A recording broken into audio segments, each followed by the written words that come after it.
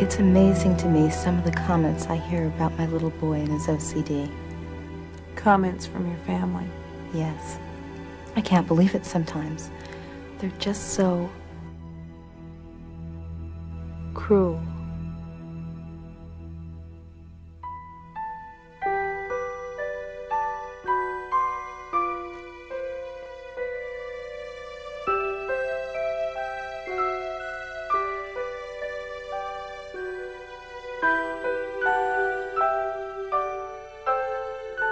It was a Christmas party. My parents were trying to understand what I was going through. No one really knew why I obsessed so much on counting, and the strange thoughts that I just couldn't get out of my head.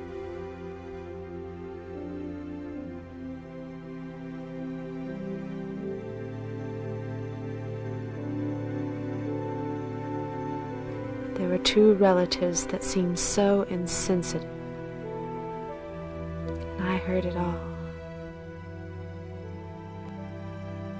Sharon's just going through some kind of phase, they said. I wonder if she's trying to get more attention. If her mother would just discipline her more, I think all these dramatics would end.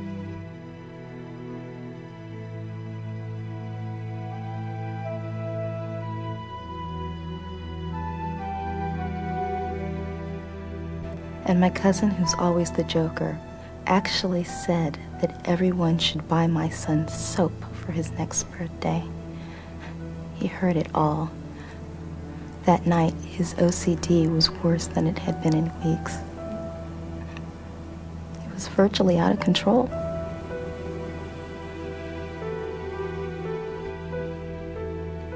I'm sorry this happened to your son, but it happens.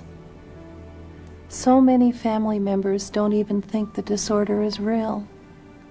For instance, your boy may look and act perfectly fine on the outside, but on the inside, he may be suffering torments of panic and anxiety.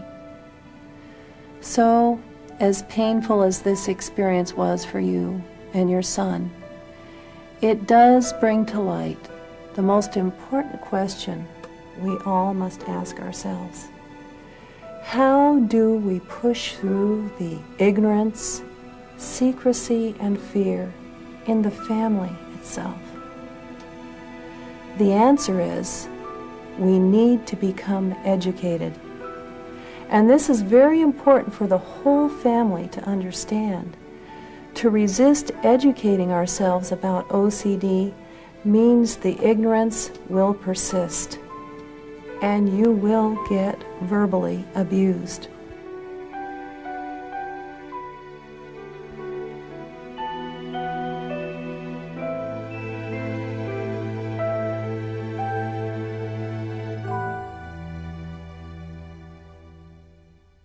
I have OCD, and I feel really guilty.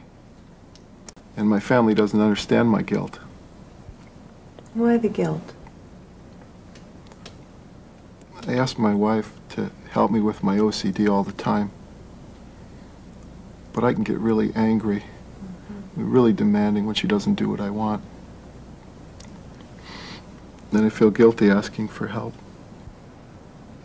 And I don't understand why he feels all this guilt when all I want to do is help him.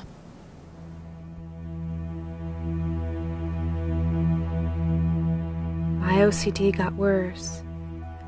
I would be taking 2- and 3-hour showers every day.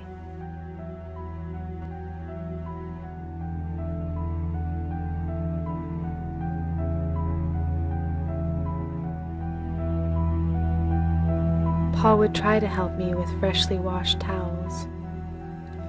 I would use 12 towels just to dry off because of my contamination fears. He would then wash them again, and the process would start all over.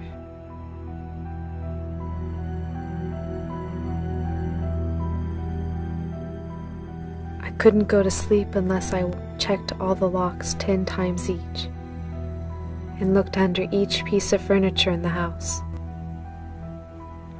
Paul was right there with me. sometimes until 1 or 2 o'clock in the morning. Him being there helped me, but I always felt so guilty. He was as much of a victim as I was. He contended that the OCD rituals would go away faster if he helped me. I don't know if that was true. He eventually became overwhelmed by it all.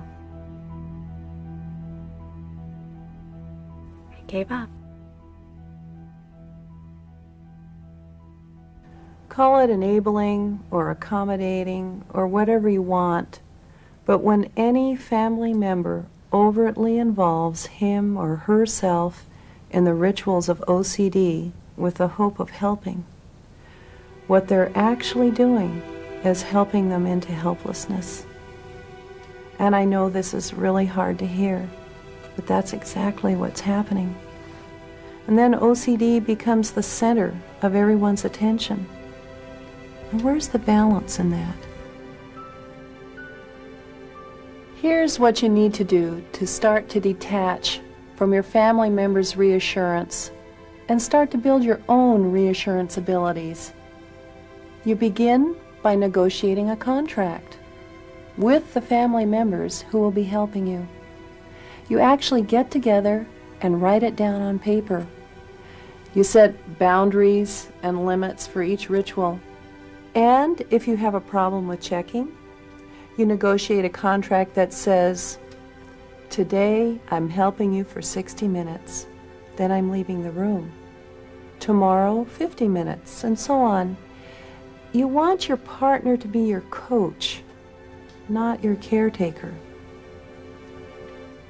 Looks like we're almost out of time tonight. Whether you have OCD or you have a family member with OCD, you chose the right place to be tonight. A support group where you can share your experiences, express your fears.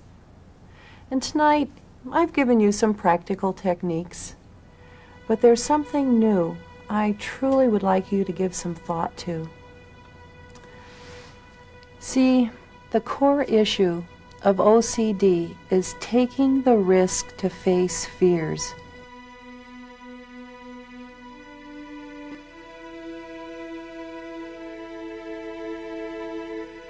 Fears that can control and paralyze.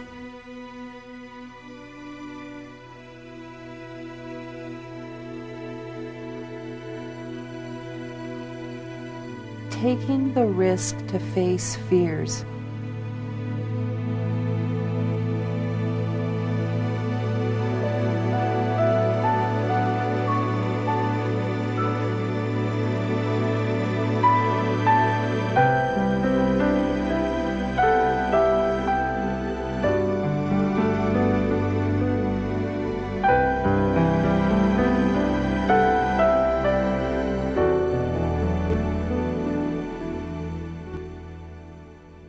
One last thing, in all the years of leading these support groups, I've found that there's usually one person who wanted to speak from the moment they sat down, but were afraid to.